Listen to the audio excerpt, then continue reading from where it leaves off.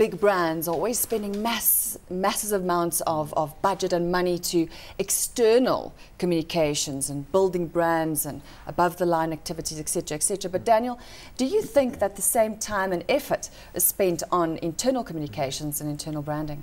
At this particular point in time, Jacqui, definitely not. And I think it boils down to a fundamental lack of alignment between what is being done externally and what is being done internally. External marketing and advertising, and communication for that matter, does nothing more at the end of the day than raise awareness and create an expectation.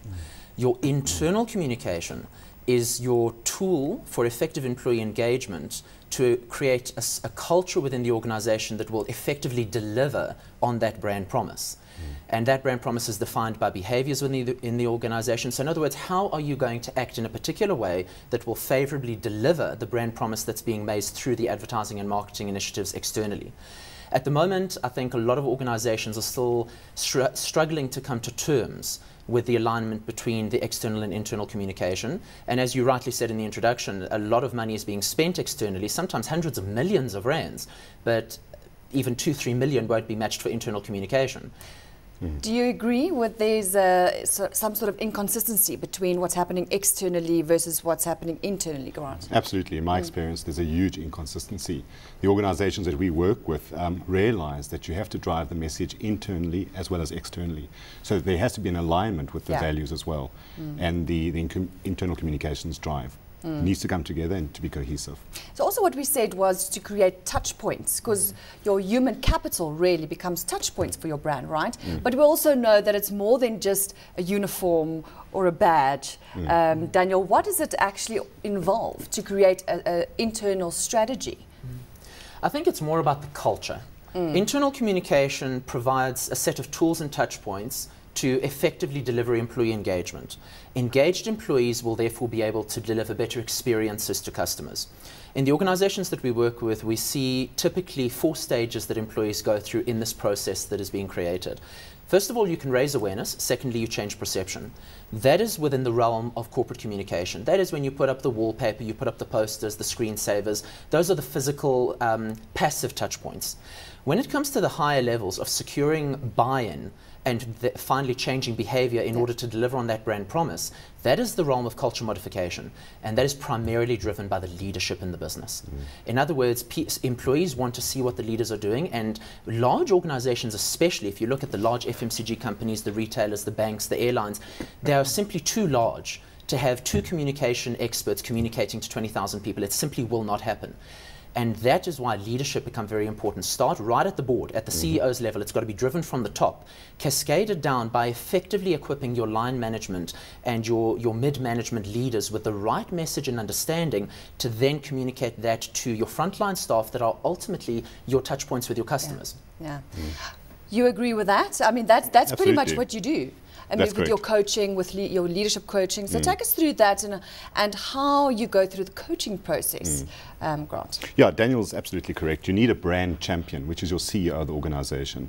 And in many cases, the CEO doesn't know where to start. How does he take this communication and how does he drive it throughout the organization? So he needs the help of the internal communications team, but he personally has to embody that brand and that brand promise. So in the executive coaching, we'll take the brand promise and we'll say, well, how should you drive this through the organization? But it needs to start with himself or herself. And so their personal brand, in fact, needs to be aligned with that brand promise. So we'll work with him or her on how to go about driving that in respect to their communications, their behavior, their leadership style, engage in his internal audience, and then of course, because that'll drive through to the external audience, which is the customer. But the experience must be within that organization, and he or she has to create that experience. So you just touched on personal branding. Yes. Now, if you look at personal branding, it's obviously about the individual, right? But do you feel that every single person in the organization has to have its own personal brand? Or is it just the CEO? Or is it just the management team? I think that everybody should have their own personal brand, but there should be an extension of that corporate brand, so they become brand ambassadors without losing their own identity. So it's not just something for CEOs, it's everybody in the company should have their brand, but they need to understand what are the values of the company so that they can embody those values, and there can be an alignment between my values and the company values. That's very important. And then obviously with that you get consistency of behavior, which is so important. Consistency between company values and personal values. which I think is important for the customer, because for them it gives them peace of mind at the end of the day. And I think it also goes one step further. It's creating a consistency in the experience for customers, so that when they go in, if they go into Bank X, for example, in one branch, and they go into the same bank in another branch, that they will ultimately have the same experience, Bank X's experience. Right. You don't want to go into this bank and have a Jacqui experience followed by a Grant experience followed by a Daniel experience. You want the bank's experience. And to do that, as Grant was very rightly saying, we need a culture in the business that is driven through those values. But I'd also like to take it one step further and say values without behaviors are actually quite meaningless. Absolutely. The majority of organizations have the same values, let's be honest. And I don't mean to sound too cynical, but they're all about honesty, integrity, innovation, trust, respect. They're much of a muchness. They're pretty much universal. Exactly. Now, how do you customize those to make them mean something to people in that organization? Because those are the behaviors that create the touch point to the external world. Right. So a very simple example, we worked with a very large media organization here in South Africa, and to them the word respect meant don't plagiarize. Now that's making it very, very real to them in terms of their daily behavior, both when they deal with internal stakeholders and when they deal with external stakeholders. Now you're starting to create a company experience that you can take to market and create those touch points. But is it also most important only for service industries? Because if you think about it, your product is the experience, like you say, a bank, an airline, whatever the case may be, or can any corporate, I mean, it has to work for any corporate, surely. Well, all companies have customers Yes. at the end of the day, and are interacting with their customers. So what is the experience that you're creating? Doesn't matter what industry you're in. Right. You have customers. What is the experience, and what does the customer want from that organization? And that's why it's so important that going back internally, that the values that you're going to drive are shared by everybody within that organization and understood by everybody within that organization. That's very important, because it's no good that the CEO determines the values and the experience that the customer is going to have. You have to have the buy-in from your employees. But how do you do that? How do you actually encourage your employees to buy into the brand, to buy into your products, your services, and everything that you stand for? Well, I think the end result is engagement, is creating that culture of engagement, but the starting point is actually internal research. Understand who your stakeholders are. So you do a stakeholder mapping process, and you try to identify what it is that the business needs to communicate to people, what people want to hear in the business, and through what platforms. So in other words, involve them. Don't assume that because the business wants to communicate in a certain way with certain messages, that that's actually what people want to hear. Right. So the starting point is to understand the business. From there, you'll be in a position to define those messages and define the experience. That needs to be rolled out on multiple parallel channels and platforms at the same time. So yes, you've got your table talkers, you've got your posters, you've got your A-frames, you've got your screens, but create the management huddles, create the touch points with leadership, and getting them to buy into their leaders is absolutely critical. And you start shaping an experience, but over a period of time. When I spoke about the 4 stages earlier on, how you raise awareness, change perception, get buy-in, and change behavior, that's up to a 2-year process. And I think the it doesn't happen overnight. It doesn't. It doesn't. And the challenge becomes that a lot of internal communicators want it to be a quick win. They want to put up the new values on a poster on the wall, staff come in the next morning, and they see the new values, and you change like the culture. Like a magic wand. Exactly. It doesn't work that way. It's got to be sustainable over time, but it starts by understanding what experience you want to shape within the business and who you've got in the business in order to shape that experience. And then you go through those phases in order to create that. But don't you also think that it starts with recruitment? Because it is absolutely so important to get the right fit of employee for the culture of your company to start off with, Grant. Absolutely, you're so right. You need to find the right person, and it does go right back to the early stages of employment. You know, you need to find people that have the right attitude, the right energy, the right values.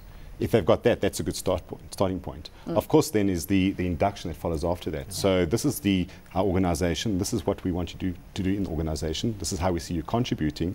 But this is the experience we want to create. So in the induction, it's so important that those values are communicated. The experience is very, very well communicated and very tangible to understand.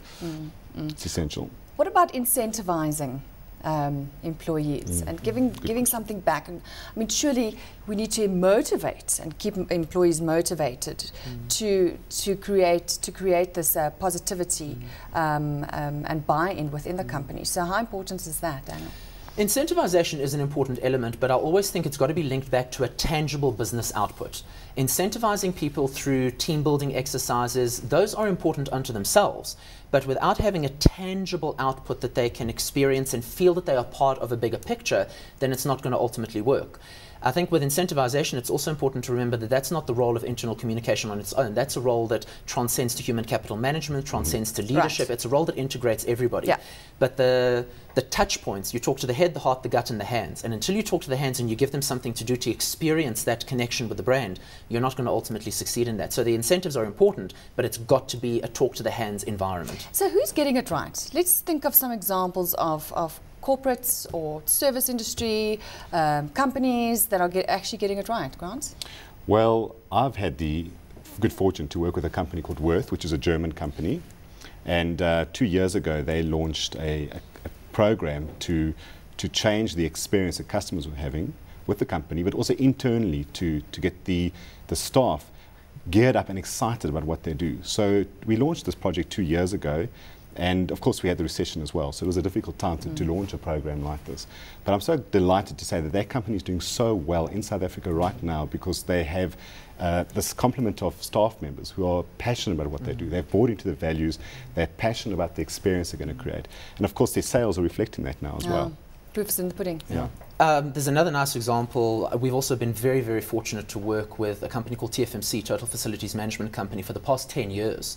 So we now have a 10-year case study of how internal communication has positively influenced their environment over a long period of time. And throughout that, you're able to see the engagement of employees, the passion they have for the business, and also to see that when they go through challenging times, the trust bank that has been built up through effective employee engagement over that time means that they can weather the storm, so to speak, and actually come out on the other side, possibly more strongly so than organizations with less effective communication.